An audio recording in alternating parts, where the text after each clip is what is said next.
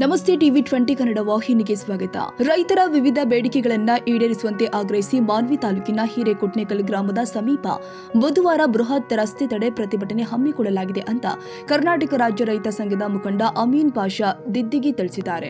ಪಟ್ಟಣದ ಪತ್ರಿಕಾ ಭವನದಲ್ಲಿ ಮಂಗಳವಾರ ನಡೆದ ಸುದ್ದಿಗೋಷ್ಠಿಯಲ್ಲಿ ಮಾತನಾಡಿದ ಅವರು, ತಾಲೂಕಿನ ಜೋಳ ಬೆಳೆದ ರೈತರಿಗೆ ಸರ್ಕಾರದಿಂದ ಇದುವರೆಗೆ ಬಾಕಿ ಹಣ ಪಾವತಿಯಾಗಿಲ್ಲ. ಇದರಿಂದ ರೈತರು ತೀವ್ರ ಆರ್ಥಿಕ ಸಂಕಷ್ಟಕ್ಕೆ ಸಿಲುಕಿದ್ದು ಕೂಡಲೇ ರೈತರ ಖಾತೆಗಳಿಗೆ ಜೋಳದ ಬಾಕಿ ಹಣ ಜಮೆ ಮಾಡಬೇಕು ಅಂತ ಒತ್ತಾಯಿಸಿದ್ರು. ಕೃಷಿಗೆ ಅಗತ್ಯವಾದ ರಸಗೊಬ್ಬರವನ್ನ ಸಮರ್ಪಕವಾಗಿ ಪೂರೈಸಬೇಕು. ರೈತರಿಗೆ ಹಾನಿಕಾರಕವಾಗುವ ವಿದ್ಯುತ್ ಖಾಸಗೀಕರಣದ ಪ್ರಕ್ರಿಯೆಯನ್ನ ಕೈಬಿಡಬೇಕು ಅಂತ ಆಗ್ರಹಿಸಿದ್ರು. ಹಿಂಗಾರು ಹಾಗೂ ಮುಂಗಾರು ಮಳೆ ವೈಫಲ್ಯದಿಂದಾಗಿ ರೈತರು ಸಂಕಷ್ಟಕ್ಕೆ ಸಿಲುಕಿರುವುದರಿಂದ ರಾಜ್ಯವನ್ನ ಬರಪೀಡಿತ ಪ್ರದೇಶ ಅಂತ ಘೋಷಿಸಿ ರೈತರ ಸಾಲ ಮನ್ನಾ ಮಾಡಬೇಕು ಅಂತ ಒತ್ತಾಯಿಸಿದ್ರು. ಈ ಎಲ್ಲಾ ಬೇಡಿಕೆಗಳ ಈಡೇರಿಕೆಗೆ ಆಗ್ರಹಿಸಿ ಸಾವಿರಾರು ರೈತರು ಹಿರೇಕೊಟ್ನೇಕಲ್ ಗ್ರಾಮದ ಬಳಿ ಮುಖ್ಯ ರಸ್ತೆ ತಡೆದು ಪ್ರತಿಭಟನೆ ನಡೆಸಲಿದ್ದಾರೆ ಎಂದು ತಿಳಿಸಿದ್ರು. ಸರ್ಕಾರ ನ್ಯಾಯಸಮ್ಮತ ಬೇಡಿಕೆಗಳಿಗೆ ಸ್ಪಂದಿಸದಿದ್ದರೆ ಮುಂದಿನ ದಿನದಲ್ಲಿ ಮಾನ್ವಿ ಬಂದ್ಗೆ ಕರೆ ಕೊಡಲಾಗುತ್ತೆ ಎಂದು ಎಚ್ಚರಿಸಿದರು. ವಿಚಾರ ಮತ್ತು ಹಿಂಗಾರು ಮತ್ತು ಮುಂಗಾರು ಅನ್ನದೇ ಜೋಳ ಖರೀದಿ ಮಾಡೋದಕ್ಕೆ ಈ ಸರ್ಕಾರಕ್ಕೆ ನಾವು ಹೇಳಿದ್ವಿ. ಈ ಸರ್ಕಾರ ಹಿಂಗಾರು ಮುಂಗಾರು ತಾರತಮ್ಯ ಮಾಡಿದೆ.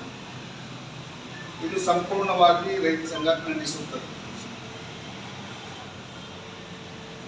ಇವತ್ತು ಜೋಳ ಕಣ ಮಾಡಿ ಇಲ್ಲಿಗೆ 7 ತಿಂಗಳಾಯ್ತು. ಇವರು ಖರೀದಿ ಮಾಡೋದಕ್ಕೆ 3 ತಿಂಗಳ ಲೇಟಾಗಿ ಖರೀದಿ ಪ್ರಾರಂಭ ಮಾಡಿದ್ರು. ಇವತ್ತು 1 ತಿಂಗಳ ಪೇಮೆಂಟ್ ಆಗದೇ ಇದ್ರೆ ಶಾಸಕರಾಗಿರ್ಬೋದು, ಸಂಸದರಾಗಿರ್ಬೋದು, ಪಿಲಿಪಿ ಒದ್ದಾಡ್ತಾರೆ. ನಮ್ಮ ಪೇಮೆಂಟ್ ಆಗಿಲ್ಲ, ನಮ್ಮ TADA ಬಂದಿಲ್ಲ ಅಂತ. ಆದರೆ 7 ತಿಂಗಳಾಯ್ತು ನಾವು ಕಣ ಮಾಡಿ.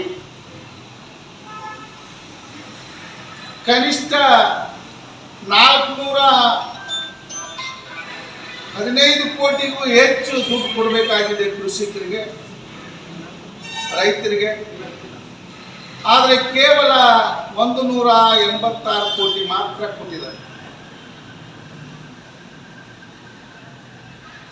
ಇವತ್ತು ರೈತ ನಮಗಿದು ಒಂದೇ ಬೆಳೆ ಇರೋದು, ನಮಗಿದು ಒಂದೇ ಆದಾಯದ ಮೂಲ ಇರೋದು, ಬೇರೆ ಯಾವುದೇ ಆದಾಯದ ಮೂಲ ಇಲ್ಲ. ನಮಗೆ ಬೇರೆ ಎಲ್ಲಿಂದ ರೊಕ್ಕ ಬರುತ್ತೋ ಅನ್ನುವಂಥ ಯಾವುದೇ ದಾರಿಗಳಿಲ್ಲ ನಮಗೆ. ಆದರೆ ನಮ್ಮ ಮೂಲ, ನಮ್ಮ ಕೃಷಿ ಉತ್ಪಾದನೆ ಮಾಡಿಕೊಂಡೇನೆ, ಉತ್ಪಾದನಾ ವಸ್ತು ಮಾಡಿಕೊಂಡೇನೆ ಆದಾಯದ ಮೂಲ ಮಾಡ್ಕೋಬೇಕು. ಈಗ ಆಲ್ರೆಡಿ 3-4 ತಿಂಗಳಾಯ್ತು ಖರೀದಿ ಮಾಡಿ. ಇದುವರೆಗೂ ಈ ಸರ್ಕಾರ ರೈತರ ಖಾತೆಗೆ ರೊಕ್ಕ ಜಮೆ ಮಾಡಿಲ್ಲ. ಈಗ ಆಲ್ರೆಡಿ ನ್ಯಾಯಬೆಲೆ ಅಂಗಡಿಗೆ ಆಲ್ರೆಡಿ ಜೋಳ ಹೋಗ್ತಾ ಇದ್ದಾವೆ, ತಾವೇ ಮಾಡ್ಕೊಳ್ತಾ ಇದ್ದಾರೆ. ಆದರೆ ಈ ಲಜ್ಜಿಗೆಟ್ ಸರ್ಕಾರ ಕೃಷಿಕರ ಖಾತೆಗೆ ದುಡ್ಡು ಜಮೆ ಆಗಿಲ್ಲ ಅಂತಂದ್ರೆ ಈ ಶಾಸಕಾಂಗ ನಿದ್ದೆ ಮಾಡ್ತಿರ್ಬೋದೆ, ಈ ಕಾರ್ಯಾಂಗ ಸುಮ್ಮನೆ ಯಾಕೆ ಕೂತ್ಕೊಂಡಿದೆ ಅನ್ನೋದ್ರ ಬಗ್ಗೆ ಗೊತ್ತಾಗ್ತಾ ಇದೆ. ತಕ್ಷಣವಾಗಿ ನಾವು ನಿಮಗೆ ಕಾಲಾವಕಾಶ ಕೊಡ್ತೀವಿ. 1ನೇ ತಾರೀಕಿನೊಳಗಾಗಿ ಕೃಷಿಕರಿಗೆ ಅವ್ರ ಖಾತೆಗೆ ಜೋಳದ ರೊಕ್ಕ ಜಮೆ ಆಗದೆ ಹೋದಲ್ಲಿ ನಾವು ಚಳವಳಿ ಮಾಡಬೇಕಾಗುತ್ತೆ. ಇದು ಅನಿವಾರ್ಯ, ಬೇರೆ ದಾರಿನೇ ಇಲ್ಲ. ಕೃಷಿಕರ ಪರ ಮಾತಾಡೋದಕ್ಕೆ ಶಾಸನಸಭೆಯಲ್ಲಿ ಒಬ್ರು ಮಾತಾಡ್ತಾ ಇಲ್ಲ. ಇವರೆಲ್ಲ ಕಾರ್ಪೊರೇಟರ್ ಪರನೇ ಇರುವಂಥವ್ರು. ಇವ್ರಿಗೆ ಮಣಿಸೋದಕ್ಕೆ ನಾವು ಅನಿವಾರ್ಯವಾಗಿ ಚಳವಳಿ ದಾರಿ ಇಡಲೇಬೇಕಾಗತ್ತೆ. ನಾವು ಚಳವಳಿ ಮಾಡಲೇಬೇಕಾಗತ್ತೆ. ಚಳವಳಿ ಮಾಡಿ ನಮ್ಮ ಕಷ್ಟಗಳನ್ನು ಸರಿಪಡಿಸಿಕೊಳ್ಬೇಕಾಗತ್ತೆ. ಅದಕ್ಕೆ ಈಗ ಆಲ್ರೆಡಿ ಮುಂಗಾರು ಸಂಪೂರ್ಣ ವಿಫಲ ಆಗಿದೆ. ಮುಂಗಾರು ಸಂಪೂರ್ಣ ವಿಫಲ. ಯಾವುದೇ ಅಣೆಕಟ್ಟುಗಳು ತುಂಬಿಲ್ಲ.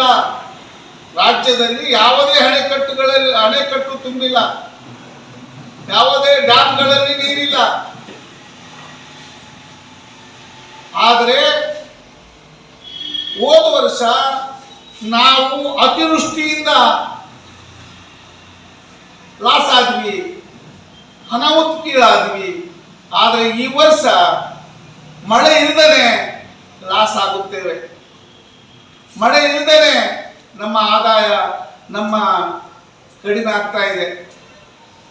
ಅದಕ್ಕಾಗಿ ತಕ್ಷಣ ಈ ಸರ್ಕಾರಗಳು ಬರಗಾಲದ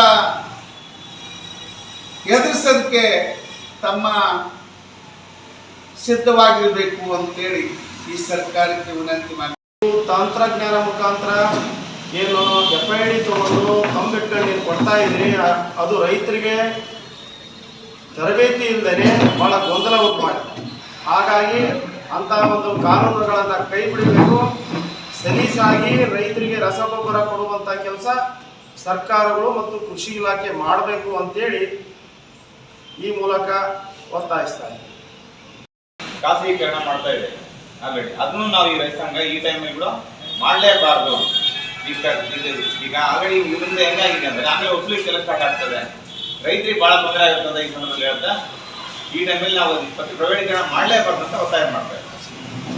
ಸುದ್ದಿಗೋಷ್ಠಿಯಲ್ಲಿ ಕೆವೈ ಬಸವರಾಜ ನಾಯಕ, ಹೊಳೆಯಪ್ಪ ಉಟಗನೂರು, ಬಸವರಾಜ ಹಂಚಿನಾಳ, ವೀರೇಶ್ ನಾಯಕ, ಊರುಕುಂದ ನಾಯಕ, ಹುಲಿಗಯ್ಯ ನಾಯಕ, ಬುಜ್ಜಿಗೌಡ, ಶಿವಪ್ಪ ಮ್ಯಾಗಿನಮನಿ, ಹನುಮಂತರಾಯ ಬಲ್ಲಟಗಿ, ರಾಜಾ ಶ್ರೀಧರ್ ಕೊಟ್ನೇಕಲ್, ನಾಗರಾಜ್ ಬೋವಿ, ವೀರೇಶ್ ಸಂಗಪುರ್ ಸೇರಿ ಹಲವರು ಉಪಸ್ಥಿತರಿದ್ದರು. ಸೈಯದ್ ಖಾದರ್ ಬಾಷಾ, TV20 ಕನ್ನಡ, ಮಾನ್ವಿ.